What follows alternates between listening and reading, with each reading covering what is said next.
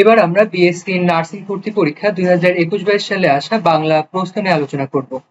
আজকে আমাদের ক্লাসে থাকছে বাংলা বিগত সালের প্রশ্ন, প্রশ্নের সমাধান এবং প্রশ্ন সম্পর্কিত কতগুলো তথ্য। শুরুতে দেখো আমাদের 2021-22 সালে ভর্তি পরীক্ষায় আসা বাংলা প্রশ্নে আছে, নিচের কোন বাক্যে বহুবচন ব্যবহৃত না হয়েও বহুবচন বোঝাচ্ছে? আমাদের প্রশ্ন, নিচের কোন বাক্যে বহুবচন ব্যবহৃত না হয়েও বহুবচন বোঝাচ্ছে? আমাদের অপশনগুলোতে আছে দেখো, রবীন্দ্র রচনাবলী 30 খণ্ডে পাওয়া যায়, ছাত্ররা এসে জড়ো হয়েছে, মাঝিরা নৌকা চালায়, সমাজে নারীর ক্ষমতায়ন নিয়ে তিনি গবেষণা করেছেন। এবার একটু খেয়াল করো, আমাদের প্রশ্নে বলেছে বহুবচন ব্যবহৃত না হয়েও বহুবচন হয়েছে, বহুবচন ব্যবহৃত হচ্ছে না, তারপরেও বহুবচন। আমাদের ক নাম্বার অপশন যদি আমরা খেয়াল করি, রবীন্দ্র রচনাবলী 30 খণ্ডে পাওয়া যায়, রচনাবলী 30 খণ্ড, একাধিক। দ্বিতীয় নম্বরে দেখো, ছাত্ররা এসে জড়ো হয়েছে, ছাত্র, ছাত্রর সাথে রা যোগ করে বহুবচন হয়েছে। 3 নম্বরে দেখো, মাঝিরা নৌকা চালায়, মাঝির সাথে রা যুক্ত হয়ে বহুবচন হয়েছে। কিন্তু আমাদের প্রশ্নে বলা আছে বহুবচন ব্যবহৃত না হয়ে বহুবচন বোঝাচ্ছে। এবার আমাদের সর্বশেষ অপশনটা যদি একটু খেয়াল করো, সমাজে নারীর ক্ষমতায়ন নিয়ে তিনি গবেষণা করেছেন। এখানে দেখো বহুবচন ব্যবহৃত হয়নি, তারপরও আমরা বহুবচন পাচ্ছি। কিভাবে পাচ্ছি? সমাজে নারীর ক্ষমতায়ন, একক কোনো নারীর ক্ষমতায়নের কথা এখানে বলা হচ্ছে না, সমাজে যত নারী আছে সকল নারীর কথা বলা হয়েছে। এখানে সরাসরি বহুবচন ব্যবহৃত না হয়েও আমরা দেখতে পাচ্ছি বহুবচন ব্যবহৃত হয়েছে। তাহলে সঠিক উত্তর ঘ, সমাজে নারীর ক্ষমতায়ন নিয়ে তিনি গবেষণা করেছেন। দেখো আমাদের এই প্রশ্ন সম্পর্কিত তথ্যতে দেওয়া আছে, অনেক ক্ষেত্রে বহুবচন বোধক শব্দ ব্যবহৃত না হলেও বহুবচন হতে পারে, যেমন সমাজে নারীর ক্ষমতায়ন নিয়ে তিনি গবেষণা করেছেন। আরেকটি উদাহরণ হলো, মৌমাছি মৌচাক বানায়, মৌমাছি মৌচাক বানাচ্ছে। মৌচাক একটা মৌমাছিতে কখনো বানায় না, একাধিক মৌমাছি। এখানে মৌমাছিরা বা মাছিদের বহুবচন ব্যবহৃত হয়নি, তারপরও আমরা বুঝতে পারছি এখানে বহুবচন ব্যবহৃত হয়েছে, মৌমাছি দ্বারা একাধিক মৌমাছিকে বোঝাচ্ছে। এবার দ্বিতীয় প্রশ্নে দেখো, ছাড়পত্র কাব্যগ্রন্থটির কবি কে? ছাড়পত্র কাব্যগ্রন্থটির কবি কে? অপশনগুলোতে আছে জীবনানন্দ দাশ, সুকান্ত ভট্টাচার্য, ঈশ্বরচন্দ্র গুপ্ত, নির্মলেন্দু গুণ। আমাদের 4টি অপশন আছে। আমরা যারা ইন্টারমিডিয়েটে পড়েছি, 18 বছর বয়স, আমরা জানি যে ছাড়পত্র কাব্যগ্রন্থটি সুকান্ত ভট্টাচার্যের লেখা, ছাড়পত্র কাব্যগ্রন্থটি সুকান্ত ভট্টাচার্যের লেখা। আমরা 18 বছর বয়স কবিতা যখন পড়েছি তখন কবি পরিচিতিতে আমরা এটা জেনেছি। এবার প্রশ্ন সম্পর্কিত আমাদের যে তথ্য দেওয়া আছে সেই তথ্যে একটু খেয়াল করি। সুকান্ত ভট্টাচার্য তার কাব্যে অন্যায়, অবিচার, শোষণ, বঞ্চনার বিরুদ্ধে বিদ্রোহ, বিপ্লব ও মুক্তির আহ্বান জানিয়েছেন। তার বিখ্যাত কাব্য ছাড়পত্র ছাড়াও উল্লেখযোগ্য কাব্য ঘুম নেই, পূর্বাভাস। এবার তৃতীয় প্রশ্নে আমরা আসি। তৃতীয় প্রশ্নে বলা হয়েছে, কাজী নজরুল ইসলাম সম্পাদিত পত্রিকা কোনটি? কাজী নজরুল ইসলাম সম্পাদিত পত্রিকা আমাদের অপশনে দেওয়া আছে সমকাল, সমাচার দর্পণ, সবুজ পত্র, ধূমকেতু। সঠিক উত্তর ধূমকেতু। এবার প্রশ্ন সম্পর্কিত তথ্যতে আমরা জেনে নিব, ধূমকেতু কাজী নজরুল ইসলাম সম্পাদিত পত্রিকা, যেটি প্রকাশ হয় 1922 সালে, 1922 সালে। এবার আমাদের অপশনে দেখো আরো 3টি পত্রিকা আছে, সমকাল, সবুজ পত্র, সমাচার দর্পণ। এই পত্রিকার সম্পাদনা করেন কারা? দেখো, সমকাল পত্রিকা সম্পাদনা করেন সিকান্দার আবু জাফর 1957 সালে। সমকাল পত্রিকা সম্পাদনা করেন সিকান্দার আবু জাফর 1957 সালে। সবুজ পত্র পত্রিকা সম্পাদনা করেন প্রমথ চৌধুরী 1914 সালে। সমাচার দর্পণ সম্পাদনা করেন জেসি মার্শম্যান 1818 সালে, 1818 সালে। এবার পরবর্তী প্রশ্ন দেখো, পরবর্তী প্রশ্নতে বলা হয়েছে, মেঘ শব্দটির সঠিক প্রতিশব্দ কোনটি? মেঘ শব্দটির সঠিক প্রতিশব্দ কোনটি? আমাদের অপশনে দেওয়া আছে বাড়ি, অদ্রি, সিন্ধু, অভ্র। বাড়ি, অদ্রি, সিন্ধু, অভ্র। আমাদের অপশনগুলো যেগুলো দেওয়া আছে, এই অপশনের শব্দগুলোর অর্থ অনেকেই আমরা জানি না। অপশনে যে শব্দগুলো আছে এই শব্দের অর্থ অনেকেই জানি না। তবে মেঘ শব্দের সমার্থক শব্দ হলো অভ্র। মেঘ শব্দের সমার্থক শব্দ অভ্র। এবার মেঘ শব্দের সমার্থক শব্দ আর কি কি হতে পারে সেগুলো আমরা দেখে নেব। মেঘ শব্দের প্রতিশব্দ অভ্র, ঘন, জলদ, নীরদ, বারিদ, তাছাড়া আমাদের যে বাড়ি, সিন্ধু এবং অদ্রি যে অপশনগুলো আছে সেই অপশনগুলো আমরা পাচ্ছি। সিন্ধুর প্রতিশব্দ, সিন্ধুর প্রতিশব্দ সাগর, বাড়ির প্রতিশব্দ জল এবং অদ্রির প্রতিশব্দ পাহাড়। আমরা অপশনে পেয়েছিলাম বাড়ি, সিন্ধু, অদ্রি। বাড়ি, সিন্ধু, অদ্রি। আমরা পাচ্ছি সিন্ধুর প্রতিশব্দ সাগর, বাড়ির প্রতিশব্দ জল এবং অদ্রির প্রতিশব্দ পাহাড়। পরবর্তী প্রশ্ন দেখো, দেশ একটি ড্যাশ। দেশ একটি আমাদের অপশনগুলোতে আছে পত্রিকার নাম, ফলের নাম, মিষ্টির নাম, ধানের নাম। আমাদের প্রশ্ন দেশ কি? দেশ একটি পত্রিকার নাম। দেশ একটি পত্রিকার নাম। এবার এই সম্পর্কে আমরা অনেকেই জানি না। দেশ একটি পত্রিকা, এই পত্রিকা কখন প্রকাশিত হয় এবং কোন এলাকায় প্রকাশিত হয়। এজন্য আমাদের প্রশ্ন সম্পর্কিত তথ্যে দেওয়া আছে দেশ পশ্চিমবঙ্গের সাহিত্য বিষয়ক বাংলা পাক্ষিক পত্রিকা। দেশ পশ্চিমবঙ্গের সাহিত্য বিষয়ক বাংলা পাক্ষিক পত্রিকা। পত্রিকাটি 1933 সাল থেকে কলকাতা থেকে প্রকাশিত হচ্ছে। পত্রিকাটির প্রথম সম্পাদক সত্যেন্দ্রনাথ মজুমদার। পত্রিকার প্রথম সম্পাদক সত্যেন্দ্রনাথ মজুমদার। তারপর দেখো, নিচের কোনটি মৌলিক শব্দ নয়? নিচের কোনটি মৌলিক শব্দ নয়? আমরা শব্দ দুই প্রকার আমরা পড়েছি, যে মৌলিক শব্দ, সাধিত শব্দ। এবার মৌলিক শব্দ কি? আমরা সবাই জানি যেটা আর ভাঙা যায় না। সাধিত শব্দ কি? যেটা ভাগ করলে অনেকগুলো ভাগ আসে, তার মধ্যে আমরা উপসর্গ পেতে পারি, প্রত্যয় পেতে পারি এবং আলাদা অর্থবোধক শব্দ পেতে পারি। এবার আমাদের অপশনে দেখো, গরমিল আছে, শাপলা আছে, গাছ আছে, পাখি আছে। আমাদের প্রশ্নে বলা হয়েছে নিচের কোনটি মৌলিক শব্দ নয়? মৌলিক শব্দ নয়। আমরা সর্বপ্রথম আমি প্রশ্নের উত্তর জানি আর না জানি, আমাদের যে অপশনগুলো আছে অপশনগুলো থেকে আমরা বাদ দেওয়া শিখবো। আমরা চারটা অপশন আছে, চারটা অপশন থেকে সর্বপ্রথম আমাদের মাথায় রাখবো যে চারটা থেকে কোনটা উত্তর হবে না, সেটা আমরা বাদ দিব। এবার চারটি অপশনে আছে গরমিল, শাপলা, গাছ, পাখি। আমরা শেষ থেকে আমরা দেখে আসি পাখি। পাখি শব্দ কি ভাঙা যায়?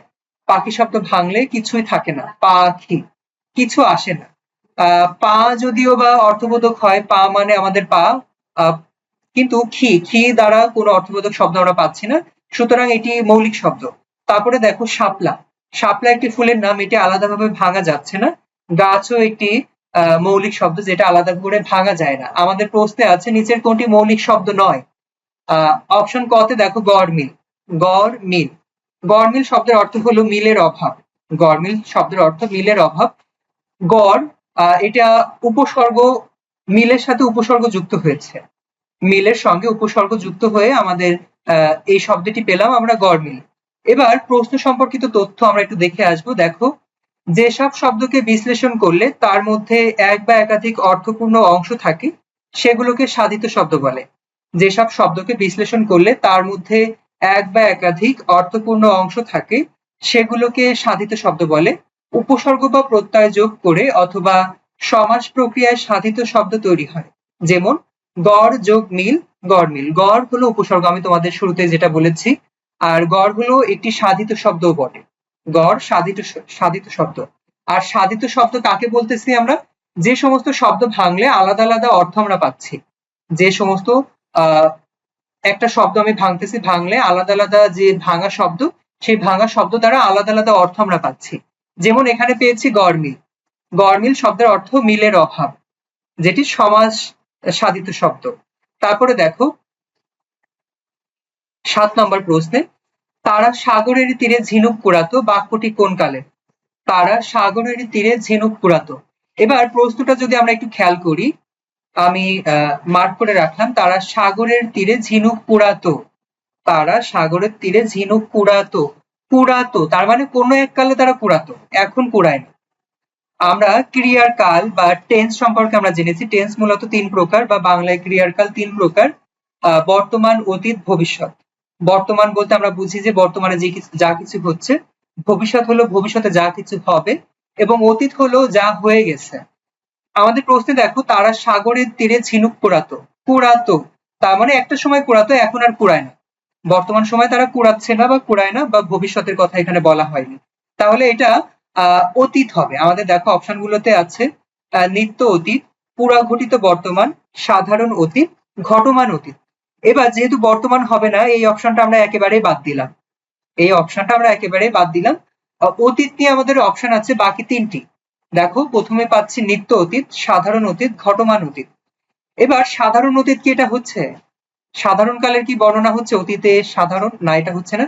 ঘটমান অতীত বলতে কি বোঝায়? অতীতকালে যেটা চলমান হয়েছিল সেটা, কিন্তু অতীতকালে তো এটা চলমান ছিল না। নিত্যবৃত্ত অতীত আমরা যেটাকে বলছি, সাগরের তীরে ঝিনুক কুড়াতো, তারা সাগরের তীরে ঝিনুক কুড়াতো, এটি তাদের নিত্যবৃত্ত বা প্রতিনিয়ত একটি কাজের অংশ। প্রতিনিয়ত একটি কাজের অংশ, তারা প্রতিনিয়ত এই কাজটি করত, তারা সাগরের তীরে ঝিনুক কুড়াতো। তাহলে সঠিক উত্তর নিত্যবৃত্ত অতীত। এবার এই সম্পর্কে আমাদের দেখো নিচে একটি তথ্য দেওয়া আছে। অতীতকালে প্রায় ঘটতো এমন বোঝালে নিত্যবৃত্ত অতীতকাল হয়। অতীতকালে প্রায় ঘটতো এমন বোঝালে নিত্যবৃত্ত অতীতকাল হয়। যেমন তারা সাগরের তীরে ঝিনুক কুড়াতো, এটা প্রায় করতো, এটা একদিন করেছে তা না। তারা সাগরের তীরে একদিন ঝিনুক কুড়িয়েছে এমনটা না, তারা সাগরের তীরে ঝিনুক কুড়াতো, তার মানে প্রতিনিয়তই তারা এমনটা করতো।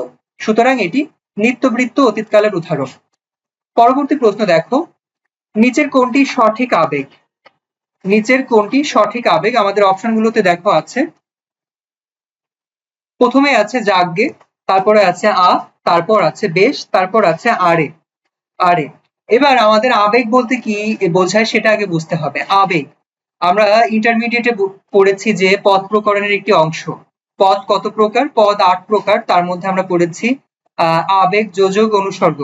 আবেগ কাকে বলে, যোজক কাকে বলে, অনুসর্গ কাকে বলে, এটা আমাদের ইউটিউব চ্যানেলে আমাদের যে ভিডিও ক্লাস আছে সেই ভিডিও ক্লাসটা তোমরা ফলো করলে দেখতে পারবা, সেখানে বিস্তারিত ক্লাস দেওয়া আছে, বুঝিয়ে বলা আছে। তারপরে আরেকটু বলি, আবেগ কি? আবেগ আমি যদি এক কথায় বলতে চাই তাহলে তুমি যে কথাটা বলছো সেই কথাটা বিস্ময় যদি বোঝায় বা একটা বিস্ময় সূচক যদি চিহ্ন থাকে তাহলে সেটা আবেগ বোঝায়। অনেক প্রকার আবেগ আছে। এবার আমাদের এই প্রশ্নে বলেছে নিচের কোনটি সঠিক আবেগ? আবেগ তো হলো, কিন্তু আবেগটাকে আদৌ সঠিক আবেগ হয়েছে কিনা সেটা আমাদের বুঝতে হবে। প্রথমে দেখো দেওয়া আছে জাগ্গে। জাগ্গে এটা বিস্ময় আবেগ। বিস্ময় কি? বিস্ময় মানে আমি বিস্মিত হলাম, হুট করে আমাকে সারপ্রাইজ দিল। ইংরেজি আমরা ভালো বুঝি, বাংলা বুঝি না। যাকগে, এখানে কি কোনো সারপ্রাইজ বা বিস্ময় বোঝাচ্ছে? বোঝাচ্ছে না। সুতরাং ক নাম্বার আমাদের সঠিক উত্তর হবে না, বাদ। তারপরে খতে দেখো, আহ, অলংকার আবেগ। আহ, আমরা কোন অর্থে ব্যবহার করি? চমৎকার। আহ অতুলনীয়, এখানে অলংকার আসে না। অলংকার বলতে বোঝায় আমার বাক্যটা আরো সুন্দর বা আরো আকর্ষণীয় করে গড়ে তোলার জন্য আমরা যে শব্দ ব্যবহার করে থাকি তাকে আমরা বলতেছি অলংকার আবেগ। এখানে বাক্য আরো সুন্দর করার অর্থে আমরা ব্যবহার করি না, সুতরাং খ নাম্বারও সঠিক উত্তর হবে না।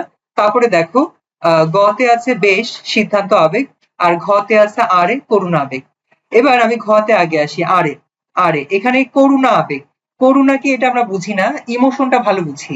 আমরা বলি না যে ইমোশনাল হয়েও না, ইমোশনাল হয়েও না বা অতি আবেগী হয়েও না। অতি আবেগীকে আমরা ইমোশনাল বলতেছি। আরে দ্বারা কি আমরা আমাদের অতি আবেগী বোঝায় বা করুণা বোঝায়, ইমোশনাল ভাব বোঝায়? বোঝায় না, বোঝায় না। সুতরাং ঘ নাম্বারও সঠিক উত্তর নয়। আমাদের একটি বাকি আছে বেশ, সিদ্ধান্ত আবেগ। বেশ, সিদ্ধান্ত আবেগ, এটি সঠিক। বেশ, সিদ্ধান্ত আবেগ। এবার কেন হলো আমাদের সলভে দেওয়া আছে দেখো, যে জাতীয় শব্দের সাহায্যে অনুমোদন, সম্মতি, সমর্থন ইত্যাদি ভাব প্রকাশিত হয় তাই সিদ্ধান্ত আবেগ। যে জাতীয় শব্দের সাহায্যে অনুমোদন, সম্মতি, সমর্থন ইত্যাদি ভাব প্রকাশিত হয় তাই সিদ্ধান্ত আবেগ। যেমন বেশ, যাওয়াই যাক। যেমন বেশ, তবে যাওয়াই যাক। এখানে আমরা বেশ দিয়ে যদি একটা বাক্য গঠন করি, দেখো এখানে বাক্য গঠন করা আছে বেশ, তবে যাওয়াই যাক। তবে যাওয়াই যাক দ্বারা আমরা বুঝাচ্ছি যে আমি সিদ্ধান্ত নিয়েছি। কেউ আমাকে বললো চলো যাই, চলো যাই, আর একজন বলছে যেতে হবে না, কিন্তু আমি কি বললাম? বেশ, তবে যাওয়াই যাক। এখানে আমার সিদ্ধান্ত প্রকাশ পাচ্ছে। তারপর দেখো, নিচের কোনটি সরল বাক্য? নিচের কোনটি সরল বাক্য? আমাদের অপশনে দেওয়া আছে কতগুলো অপশন। লোকটি নিরক্ষর কিন্তু অভদ্র নয়, বিপদ ও দুঃখ একসাথে আসে, পরিশ্রমীরা জীবনে সফল হয়, সে এখানে এলো এবং বসে পড়লো। এবার আমাদের জানতে হবে সরল বাক্য আসলে কি। আমাদের ইন্টারমিডিয়েটে একটি অংশ ছিল ব্যাকরণের অংশ, বাক্য রূপান্তর। বাক্য রূপান্তর বা ইংরেজিতে যেটা আমরা বুঝি ট্রান্সফরমেশন সেন্টেন্স। ট্রান্সফরমেশন সেন্টেন্সে আমরা ইংরেজিতে করেছি সিম্পল, কমপ্লেক্স, কম্পাউন্ড। সেটা বাংলায় এসে দাঁড়ায় সরল, জটিল, যৌগিক। ইংরেজিতে সিম্পল, কমপ্লেক্স, কম্পাউন্ড, বাংলায় সরল, জটিল, যৌগিক। এবার সরল বাক্য কাকে বলে? সরল বাক্য হলো যে বাক্যে একটি মাত্র কর্তা, একটি মাত্র ক্রিয়া থাকবে, একটি মাত্র কর্তা, কর্ম এবং ক্রিয়া থাকবে, সেটি হলো সরল বাক্য। এক কথায় আমরা বলতে পারি নাক বরাবর সোজা বাক্যকে আমরা সরল বাক্য বলতে পারি। নাক বরাবর সোজা বাক্যকে সরল বাক্য বলতে পারি।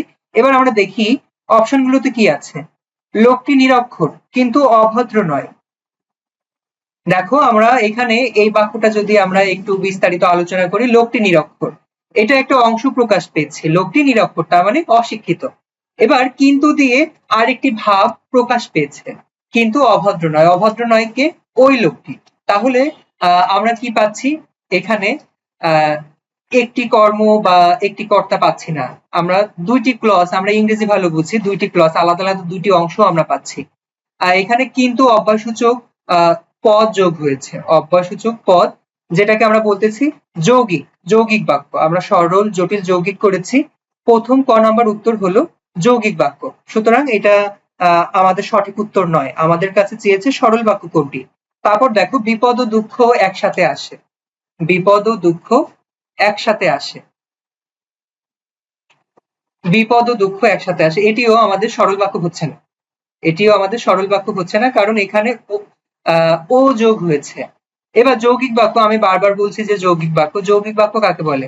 যে সকল সেন্টেন্স বা যে সকল বাক্যের মাঝে অব্যয়সূচক পদ যোগ হয়, যোগ হয়ে দুইটি আলাদা আলাদা ক্লজ বা দুইটি আলাদা আলাদা বাক্য যোগ করছে, দুইটি আলাদা আলাদা বাক্যকে একটি পদ দ্বারা মিলিয়ে দিয়ে একটি সেন্টেন্সে রূপান্তর করাকেই আমরা বলতেছি যৌগিক বাক্য। আর যৌগিক বাক্য, বাক্যের মাঝে কতগুলো অব্যয়সূচক পদ যোগ হয়, যেমন অথচ, কিন্তু, এবং, তবে, এই সকল শব্দ ও এই সকল শব্দ যোগ করে আমাদের যৌগিক শব্দ গঠন হয়। তারপরে দেখো পরিশ্রমীরা জীবনে সফল হয়, এটা সঠিক উত্তর, পরিশ্রমীরা জীবনে সফল হয়, এটি সরল বাক্য। তারপরে দেখো আরেকটি বাক্য আছে, সে এখানে এলো এবং বসে পড়লো, সে এখানে এলো এবং বসে পড়লো, এটিও সরল বাক্য নয়, কারণ এখানে দেখো দুইটি আলাদা আলাদা অংশ প্রকাশ পেয়েছে, সে এখানে আসলো, এলো একটি অংশ এবং বসে পড়লো দুটি আলাদা আলাদা অংশ। সুতরাং আমাদের প্রশ্নে চেয়েছিল নিচের কোনটি সরল বাক্য, আমরা পেয়েছি গ নাম্বার, পরিশ্রমীরা জীবনে সফল হয়, পরিশ্রমীরা জীবনে সফল হয়। আমাদের প্রশ্ন সলভে দেখো দেওয়া আছে, যে বাক্যে একটি সমাপিকা ক্রিয়া থাকে তাকে সরল বাক্য বলে, যেমন পরিশ্রমীরা জীবনে সফল হয়। পরবর্তী প্রশ্ন দেখো, বাক্যে সাধু ও চলিতরীতির মিশ্রণকে কি বলে? বাক্যে সাধু ও চলিতরীতির মিশ্রণকে কি বলে? অপশনগুলোতে আছে আঞ্চলিক দোষ, গুরুচণ্ডালী দোষ, উপমার দোষ, বাহুল্য দোষ। এবার আমাদের যখনই তোমরা বাংলা ইন্টারমিডিয়েটে বা এসএসসি তে পরীক্ষা দিয়েছো, বাংলার উপর প্রশ্নের উপর দেখো লেখা থাকে সাধু চলিত মিশ্রণ দণ্ডনীয়, সাধু চলিত মিশ্রণ দণ্ডনীয় বা গুরুচণ্ডালী দণ্ডনীয় অপরাধ। মানে প্রশ্নের শুরুতেই বলা থাকে যে তুমি যে লেখাটা লিখবা হয়তো সাধু ভাষায় লিখবা, নয়তো চলিত ভাষায় লিখবা, দুইটা ভাষা একত্রে মিশিয়ে ফেলবা না। আর আমরা ছোটবেলা থেকে জেনে আসতেছি সাধু চলিত মিশ্রণকে আমরা বলি গুরুচণ্ডালী দোষ, সাধু চলিত যে মিশ্রণ সেটাকে আমরা বলতেছি গুরুচণ্ডালী দোষ। এবং আঞ্চলিক দোষটা কি? আঞ্চলিক দোষ হলো আমি একটা প্রমিত ভাষায় একটা আর্টিকেল লিখছি বা অনুচ্ছেদ লিখছি, সেই অনুচ্ছেদের মধ্যে আমি মুখে যে ভাষায় কথা বলি সেই ভাষা আমি তার মধ্যে ব্যবহার করছি, এটাকে বলে আঞ্চলিক দোষ। তারপর উপমার দোষ, উপমা কি? উপমা মানে তুলনা, তুলনা, ভুল উপমা ব্যবহার করাকে আমরা বলতেছি উপমার দোষ। আমি একটা তুলনা করছি কারোর সঙ্গে কিন্তু সেটা আমার বাক্যের সঙ্গে যায় না, সুতরাং এই উপমাটা আমাদের বুঝতে হবে। আমাকে বলে, অনেকে বলে ঝোপ ঝোপ বুঝে কোপ মারো, তার মানে সুযোগের সদ্ব্যবহার আমরা যেটাকে বলি। আমি একটা কথা বলছি, সেই কথার সাথে আমি একটা তুলনা দিলাম, সেই তুলনা যাচ্ছে না, সুতরাং সেটা উপমার দোষ। এবং বাহুল্য দোষটা কি? বাহুল্য দোষ তোমরা ইন্টারমিডিয়েটে পড়েছো বাক্য শুদ্ধিকরণে। বাহুল্য দোষ একই শব্দ যদি পাশাপাশি ব্যবহৃত হয় তখন আমরা তাকে বাহুল্য দোষ বলি। উদাহরণ হতে পারে আরাফাত অশ্রু জলে বুক ভাসিয়ে ফেললো, আরাফাত অশ্রু জলে বুক ভাসিয়ে ফেললো, এখানে কি ভুল আছে? প্রথম নজরে আমরা ভুল পাচ্ছি না, কিন্তু এখানে ভুল আছে, বাহুল্য দোষ। বাহুল্য দোষটা কি? আমি বলেছি আরাফাত অশ্রু জলে বুক ভাসিয়ে ফেললো, অশ্রু এবং জল, অশ্রু মানেও জল, জল মানেও জল, তার মানে দুইটার অর্থ একই, পাশাপাশি একই অর্থবোধক দুইটা শব্দ আমরা ব্যবহার করতে পারি না। তাহলে সঠিক উত্তর কি হবে? আরাফাত অশ্রুতে বুক ভাসিয়ে ফেললো বা আরাফাত জলে বুক ভাসিয়ে ফেললো। সুতরাং একই শব্দ পাশাপাশি ব্যবহার করাকে আমরা বলতেছি বাহুল্য দোষ। আর আমাদের এখানে প্রশ্ন চেয়েছিল বাক্যে সাধু ও চলিত রীতির মিশ্রণকে কি বলে? সঠিক উত্তর গুরুচণ্ডালী দোষ। তারপর দেখো পরবর্তী প্রশ্ন, সমুদ্র এর প্রতিশব্দ নয় কোনটি? সমুদ্র এর প্রতিশব্দ নয় কোনটি? সমুদ্র এর প্রতিশব্দ নয় কোনটি? আমাদের অপশন গুলোতে আছে পারাবার, মহিধর, রত্নাকর, অর্ণব। এবার আমরা বিগত সালে যে প্রশ্ন, এর আগে আমরা যে ক্লাসগুলো নিয়েছি, যে 24-25 সাল অথবা 23-24 সাল, 23-24 সালে দেখেছো, তোমরা খেয়াল করেছো কিনা আমি জানি না, এর আগেও যে প্রশ্নগুলো করিয়েছে তার সাথে মিল আছে, তার সাথে মিল আছে। মানে এর আগের বোর্ডে এসেছিল রত্নাকরের প্রতিশব্দ কোনটি, রত্নাকরের প্রতিশব্দ কোনটি, এবং এই বোর্ডের প্রশ্নে এসেছে সমুদ্রের প্রতিশব্দ নয় কোনটি। তার মানে একটি প্রশ্ন যদি পড়ি, সেই প্রশ্নের সঙ্গে যে অপশন গুলো আছে সেই অপশন গুলো যদি আমরা একটু বিশ্লেষণ করি বা একটু জানি, তাহলে একই প্রশ্ন বারবার আসে, কমন আমরা পেতে পারি। ঠিক যেমনটা 24-25 সাল এবং 23-24 সালে আমরা পেয়েছি, এবং একই প্রশ্ন আজকের প্রশ্নেও পাচ্ছি। সমুদ্রের প্রতিশব্দ নয় কোনটি?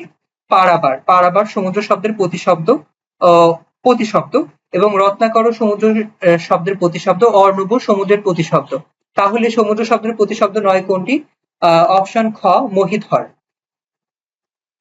এবার আমরা তো বললাম যে সমুদ্র শব্দের প্রতিশব্দ নয় মহিধর। এবার মহিধর শব্দের অর্থ কি? মহিধর শব্দের অর্থ হলো পর্বত, পাহাড় বা গিরি। পর্বত, পাহাড় বা গিরি। এবং সমুদ্র শব্দের প্রতিশব্দ অর্ণব, পারাবার এবং রত্নাকর। তারপরে প্রশ্ন দেখো, বাংলা সাহিত্যে অসামান্য কৃতিত্বের জন্য বঙ্কিমচন্দ্র চট্টোপাধ্যায় কি উপাধিতে ভূষিত হন? বাংলা সাহিত্যে অসামান্য কৃতিত্বের জন্য বঙ্কিমচন্দ্র চট্টোপাধ্যায় কি উপাধিতে ভূষিত হন? পদ্মশ্রী, সাহিত্য সম্রাট, জ্ঞানপীঠ পুরস্কার, ভারতরত্ন। এবার অপশন গুলো চারটি, অনেকে যারা পড়েনি তারা হয়তো বা জানে না। বিগত সালের আমি দেখেছো, বিগত সালে আমি যখন প্রশ্ন সলভ করি 24-25 সাল, তখন এসেছিল যে বাংলা সাহিত্যের প্রথম সার্থক উপন্যাসিক কে, বা দুর্গেশ নন্দিনী কার রচনা। তার মানে সাহিত্য সম্রাট বঙ্কিমচন্দ্র চট্টোপাধ্যায়কে নিয়েই প্রশ্নটা ছিল। ঠিক একই প্রশ্ন আমাদের এই সালেও এসেছে, বাংলা সাহিত্য অসামান্য কৃতিত্বের জন্য বঙ্কিমচন্দ্র চট্টোপাধ্যায় কি উপাধিতে ভূষিত হন? সঠিক উত্তর সাহিত্য সম্রাট। সঠিক উত্তর সাহিত্য সম্রাট। 24-25 সালে একই প্রশ্ন এসেছিল, বাংলা সাহিত্যের প্রথম সার্থক উপন্যাসিক কে? সঠিক উত্তর ছিল বঙ্কিমচন্দ্র চট্টোপাধ্যায়। এবং সেই প্রশ্নের যে তথ্য ছিল, তথ্যতে জেনেছিলাম যে তার প্রথম সার্থক উপন্যাস কোনটি এবং পরবর্তীতে তিনি কি কি রচনা করেছেন। এবার আমরা এখানকার প্রশ্ন সলভে জেনে নিব। বাংলা সাহিত্যে অসামান্য অবদানের জন্য বঙ্কিমচন্দ্র চট্টোপাধ্যায়কে সাহিত্য সম্রাট উপাধিতে ভূষিত করা হয়। উল্লেখ্য, তিনি হিন্দু ধর্মানুরাগীদের কাছ থেকে ঋষি আখ্যা লাভ করেন। যারা হিন্দু ধর্মাবলম্বী ছিল তাদের থেকে তিনি ঋষি একটি পদবী, ঋষি পদবীতে তিনি আখ্যায়িত হন। পরবর্তী প্রশ্ন দেখো, বাম দিকের শব্দের সঠিক বিপরীত শব্দ কোনটি? বাম দিকের শব্দের সঠিক বিপরীত শব্দ কোনটি? তার মানে তুমি যেটা দেখতে পাচ্ছ তোমার বাম দিক, তোমার বাম দিক। আমরা অপশন গুলো দেখি, নিচেষ্ট, সচেষ্ট, নিচেষ্ট, সচেষ্ট। তার মানে বাম দিক কোনটি? নিচেষ্ট। নিচেষ্টর সঠিক বিপরীত শব্দ সচেষ্ট, এটা সঠিক। আমাদের প্রশ্নে বলা আছে বাম দিকের শব্দের সঠিক বিপরীত শব্দ নয় কোনটি? নয় কোনটি? তারপরে দেখো আমরা পরবর্তী অপশনটা দেখি, বিশেষ, সামান্য। বিশেষের বিপরীত শব্দ সামান্য, এটিও সঠিক। তারপর রিক্ত, রিক্ত এর বিপরীত শব্দ পূর্ণ, এটাও সঠিক। রিক্ত মানে কি? রিক্ত অর্থ হলো শূন্য, শূন্য, এবং তার বিপরীত শব্দ পূর্ণ, এটা সঠিক। তারপরে দেখো ইস্তফা, এখানে বিপরীত শব্দ দেওয়া হচ্ছে নিবৃত, ইস্তফা, নিবৃত, এটি ভুল। তার মানে সঠিক উত্তর এটি। আমাদের প্রশ্নে বলা হয়েছিল বাম দিকের শব্দের সঠিক বিপরীত শব্দ নয় কোনটি? সঠিক উত্তর আমাদের অপশনে দেওয়া আছে ইস্তফা, নিবৃত। ইস্তফা মানে কি? ইস্তফা মানে অনেকেই হয়তোবা শুনেছে তোমাদের বাপ দাদার মুখে যে আমি ইস্তফা দিয়েছি, বা শরৎচন্দ্র, রবীন্দ্রনাথ ঠাকুরের রচনা যদি কেউ পড়ে থাকো, সেখানে অনেক ক্ষেত্রে তারা লিখে থাকে যে ইস্তফা দেওয়া। ইস্তফা দেওয়া মানে আমি চাকরিচ্যুত বা চাকরিটা ছেড়ে দিলাম, আমি চাকরি থেকে ইস্তফা দিলাম, আমি চাকরিটা ছেড়ে দিলাম। এর বিপরীত শব্দ নিবৃত হয় না, কারণ ইস্তফা মানেই নিবৃত। এবার ইস্তফার বিপরীত শব্দ কি হতে পারে? ইস্তফার বিপরীত শব্দ যোগদান। যেহেতু আমি চাকরি থেকে ইস্তফা দিচ্ছি মানে চাকরি ছেড়ে দিচ্ছি, তার মানে ইস্তফা শব্দের অর্থ ছেড়ে দেওয়া, তাহলে এর বিপরীত শব্দ হবে যোগদান। তার মানে সঠিক উত্তর খ, ইস্তফা নিবৃত্ত। এবার আমাদের এই বিপরীত শব্দ রিলেটেড আরো কতগুলো আমাদের নিচে দেওয়া আছে, দেখো। ইস্তফা এর বিপরীত শব্দ যোগদান, উদ্দিষ্ট নিরুদ্দিষ্ট, ইহা উহা, উপশম বৃদ্ধি। পরবর্তী প্রশ্ন দেখো, নিচের কোনটি যৌগিক ক্রিয়ার উদাহরণ? নিচের কোনটি যৌগিক ক্রিয়ার উদাহরণ? গান করা, মার খাওয়া, হেসে ওঠা, লজ্জা পাওয়া। নিচের কোনটি যৌগিক ক্রিয়ার উদাহরণ? আমাদের অপশনগুলোতে আছে গান করা, মার খাওয়া, হেসে ওঠা, লজ্জা পাওয়া। আমাদের সঠিক উত্তর হবে হেসে ওঠা। সঠিক উত্তর হেসে ওঠা। এবার আমরা উত্তর সম্পর্কে যে তথ্য আছে সেই তথ্যটা জেনে নিব। অসমাপিকা ক্রিয়ার সঙ্গে সমাপিকা ক্রিয়া যুক্ত হয়ে যখন একটি ক্রিয়া গঠন করে তখন তাকে যৌগিক ক্রিয়া বলে। যেমন হেসে ওঠা, বলে ফেলা ইত্যাদি। পরবর্তী প্রশ্ন দেখো, নিচের কোন বাক্যগুলো সমষ্টি বিশেষ্যের উদাহরণ? নিচের কোনগুলো সমষ্টি বিশেষ্যের উদাহরণ? তার মানে আমরা বিশেষ্য বলতে কি বুঝি? ইংরেজিটা ভালো বুঝি। বিশেষ্য শব্দের বিশেষ্য মানে নাউন। আর নাউন আমরা কোনগুলোকে বলি? ছোটবেলা থেকে শিখে আসতেছি, চোখ খুলে আমরা যা দেখি তাই নাউন, খালি চোখে আমরা যাই দেখতে পাই সবই নাউন। আমাদের বলেছে সমষ্টি বিশেষ্যের উদাহরণ। এবার নাউন হবে কিন্তু সেই নাউন দ্বারা সমষ্টি বোঝাবে। এবার নিচে আমরা অপশনগুলো দেখি। আকাশ ও পাহাড়। আকাশ পাহাড়, আকাশ এবং পাহাড় দুইটাই বিশেষ্য, তবে এরা সমষ্টি বিশেষ্য নয়। তারপরে দেখো যুগান্তর ও গণদেবতা। যুগান্তর বিশেষ্য, গণদেবতা সমষ্টি বিশেষ্য হলেও যুগান্তর সমষ্টিবাচক বিশেষ্য নয়। নদী ও সাগর, নদী ও সাগর যদিও বিশেষ্য, এরা সমষ্টি বিশেষ্য নয়। তারপর দেখো পরিবার ও মিছিল। সঠিক উত্তর পরিবার ও মিছিল। কেন হলো পরিবার ও মিছিল? কারণ পরিবার যেহেতু বিশেষ্য, পরিবারে একজন সদস্য নিয়ে পরিবার হয় না, পরিবারে দুইয়ের অধিক সদস্য থাকে। তার মানে সমষ্টিবাচক মানে দুইয়ের অধিক, সমষ্টি বোঝাচ্ছে পরিবার। এবং মিছিল যেহেতু বিশেষ্য, মিছিল একজন মানুষ দ্বারা হয় না, মিছিল করতে গেলে একাধিক জনবলের প্রয়োজন হয়। সুতরাং আমাদের সঠিক উত্তর পরিবার ও মিছিল। সঠিক উত্তর পরিবার ও মিছিল। পরবর্তী প্রশ্ন দেখো, নিচের কোন অর্থটি তালকানা শব্দটির সঠিক অর্থ প্রকাশ করে? নিচের কোন অর্থটি তালকানা শব্দটির সঠিক অর্থ প্রকাশ করে? অপশনগুলোতে আছে কাণ্ডজ্ঞানহীন, কপট, সুযোগ সন্ধানী, নিচুমনা। কাণ্ডজ্ঞানহীন, কপট, সুযোগ সন্ধানী, নিচুমনা। সঠিক উত্তর হবে কাণ্ডজ্ঞানহীন। সঠিক উত্তর কাণ্ডজ্ঞানহীন।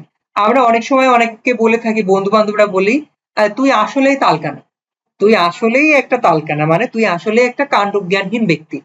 এবার আমাদের যে বাকি যে শব্দগুলো আছে, কপট, সুযোগ সন্ধানী, নিচুমানা, এইগুলোর বাগধারা কি হতে পারে এগুলো সম্পর্কে আমরা জেনে নিব। দেখো, সুযোগ সন্ধানীকে আমরা বলতেছি তীর্থের কাক।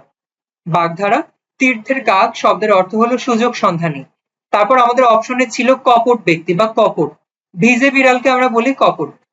লোকটি ভিজা বিড়াল মানে লোকটি খুবই কপট বা চালাক। তারপরে আমাদের অপশনে ছিল সংকীর্ণ মনা। সংকীর্ণ মনা আমরা বলতেছি কুয়োর ব্যাং। কুয়োর ব্যাংকে আমরা কূপমণ্ডুক বা সংকীর্ণ মনা বলতে পারি। তারপরে ছিপছিপে, তালপাতার সেপাই। তালপাতার সেপাইকে আমরা বলতেছি ছিপছিপে। পরবর্তী প্রশ্ন দেখো, কোনটি শরৎচন্দ্র চট্টোপাধ্যায়ের উপন্যাস নয়? কোনটি শরৎচন্দ্র চট্টোপাধ্যায়ের উপন্যাস নয়? অপশনগুলো আমরা একটু খেয়াল করি। শুরুতেই আছে দেবদাস, দত্তা, গৃহদাহ। দেবদাস, গৃহদাহ শরৎচন্দ্রের উল্লেখযোগ্য বা বহুল পঠিত বহুল পঠিত উপন্যাস। শরৎচন্দ্রের লেখা উপন্যাস দেবদাস, গৃহদাহ, এটি আমরা সবাই জানি। কিন্তু দত্তাও তার লেখা, শরৎচন্দ্রের লেখা দত্তা নামক উপন্যাসটাও শরৎচন্দ্রের। তবে চোখের বালি শরৎচন্দ্রের নয়। চোখের বালি কে লিখেছেন? রবীন্দ্রনাথ ঠাকুর। চোখের বালি রবীন্দ্রনাথ ঠাকুর লিখেছেন। এটা বহুল পঠিত একটি উপন্যাস এবং এই উপন্যাসকে নিয়ে সিনেমাও নির্মিত হয়েছে, যেখানে আমরা দেখতে পাচ্ছি বিনোদিনী, আশালতা, মহেন্দ্র বিহারী নামক কতগুলো চরিত্র দেখতে পাচ্ছি।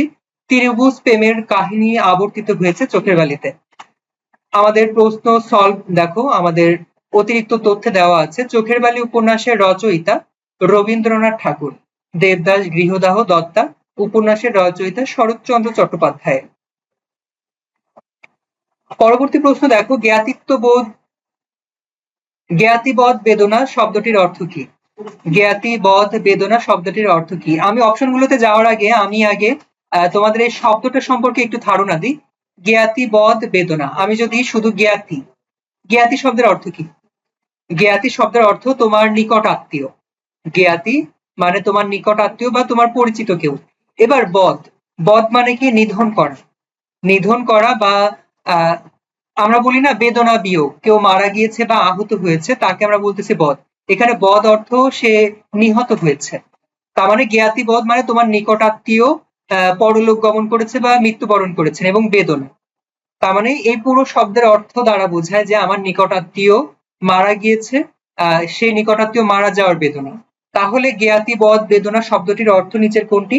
এবার অপশনগুলো যদি আমরা একটু খেয়াল করি, বিচ্ছেদ বা দূরত্ব তৈরি হওয়ার জন্য বেদনা, কারো মৃত্যুর কারণে তৈরি হওয়া যন্ত্রণা, আঘাতপ্রাপ্ত হলে যে বেদনা, আত্মীয় হত্যার যন্ত্রণা। তাহলে আমরা কি পেলাম? জ্ঞাতিবদ বেদনা, জ্ঞাতি মানে আত্মীয় বা নিকট আত্মীয়, বদ মানে যে মারা গিয়েছে, বেদনা তার মানে আত্মীয় মারা গেলে যে যন্ত্রণা বা বেদনা হয় সেটিকে বোঝাচ্ছে। তাহলে সঠিক উত্তর কি হবে? আত্মীয় হত্যার যন্ত্রণা। আত্মীয় হত্যার যন্ত্রণা। দেখো আমাদের অতিরিক্ত তথ্যতে দেওয়া আছে, পাপাত্মা পাপে পূর্ণ আত্মা। পাপাত্মা পাপে পূর্ণ আত্মা, বিয়োগ বেদনা কারণ মৃত্যুর কারণে তৈরি হওয়া ব্যথা, বহির্গত বের হওয়া, তিষ্ঠিবার অপেক্ষা করা, ধৈর্য করার ধরার বা সহ্য করার কে বোঝায়। আমরা কতগুলো শব্দ পেয়েছি? বিয়োগ বেদনা, বহির্গত, তিষ্ঠিবার। এবার এই শব্দের অর্থ এখানে দেখো সুন্দর করে আলাদা আলাদাভাবে দেওয়া আছে। পাপাত্মা, পাপাত্মা একক একটি শব্দ। পাপাত্মা শব্দের অর্থ হলো পাপে পূর্ণ আত্মা। তোমার আত্মা যদি পাপে পূর্ণ হয় তাহলে আমি তোমাকে বলছি পাপাত্মা। তারপর বিয়োগ বেদনা, বিয়োগ বেদনা শব্দের অর্থ কারো মৃত্যুর কারণে তৈরি হওয়া ব্যথা। বহির্গত, বহির্গত মানে বের হওয়া। তিষ্ঠিবার, তিষ্ঠিবার শব্দের অর্থ অপেক্ষা করার, ধৈর্য ধরার, সহ্য করা। মানে তিষ্ঠিবার বলতে আমরা কতগুলো শব্দকে বোঝাচ্ছি। তিষ্ঠিবার শব্দের অর্থ হলো অপেক্ষা করা, ধৈর্য ধরা বা সহ্য করা। এবার পরবর্তী প্রশ্নে আমরা চলে যাব। পরবর্তী প্রশ্নতে বলা হয়েছে, নিচের কোন উদাহরণে ভাববাচক বিশেষণ রয়েছে? নিচের কোন উদাহরণে ভাববাচক বিশেষণ রয়েছে? এবার আমাদের বুঝতে হবে ভাববাচক কি এবং বিশেষণ কি। বিশেষ্য আমরা চিনি, বিশেষণ আমরা চিনি, সর্বনাম আমরা চিনি, কিন্তু এখন যখনই প্রশ্ন আসছে যে ভাববাচক বিশেষণ, তখন আমাদের মাথার উপর দিয়ে যায়। বিশেষণ মানে আমরা জানি যে দোষ গুণ অবস্থা, দোষ গুণ অবস্থা। এবার আমাকে এখানে বলেছে ভাববাচক।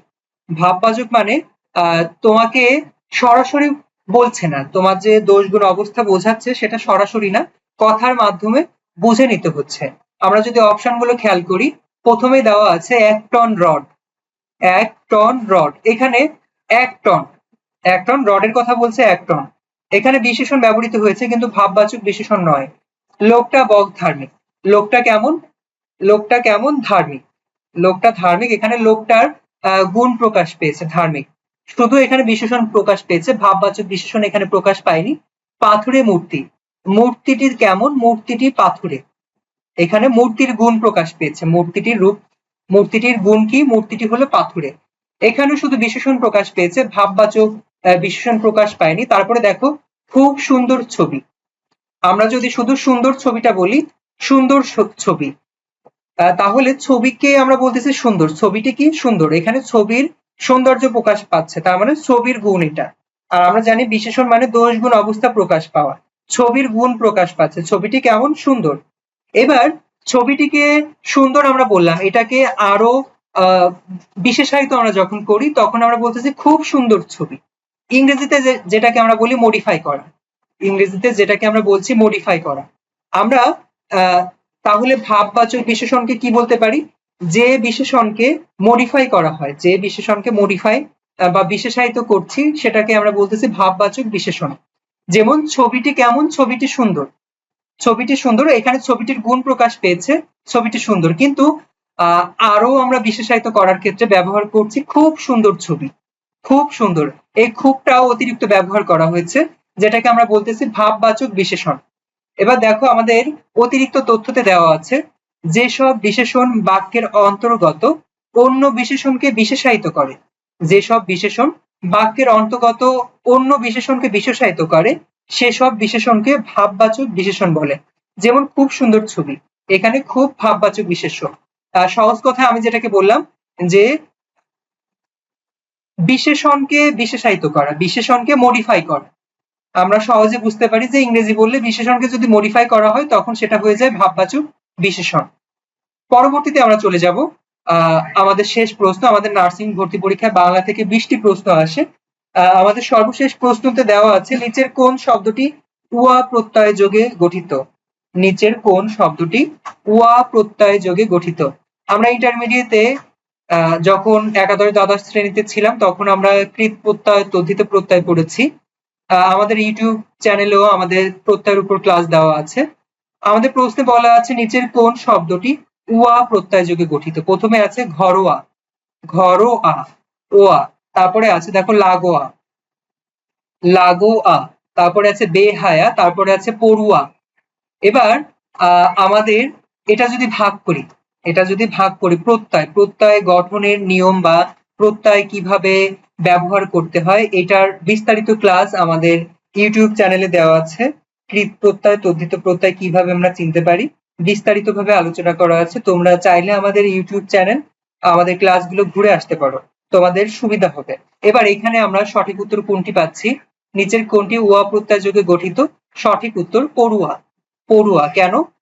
কারণ পড়ুয়াকে যদি আমরা ভাগ করি পর যোগ উয়া, পর যোগ উয়া, এখানে বিস্তারিততে দেখো দেওয়া আছে সলভে, পর যোগ উয়া হয় পড়ুয়া।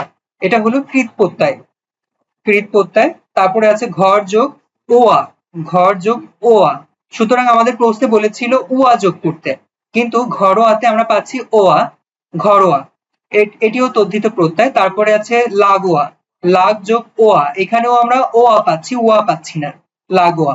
সুতরাং আমরা দেখতে পেলাম যে আমাদের সর্বশেষ যে প্রশ্ন ছিল ওয়া প্রত্যয় যোগে গঠিত কোনটি, ওয়া প্রত্যয় যোগে গঠিত পড়ুয়া, পর যোগ ওয়া। বিস্তারিতভাবে আমি বলেছি, আমাদের ইউটিউব চ্যানেলে ক্লাস দেওয়া আছে।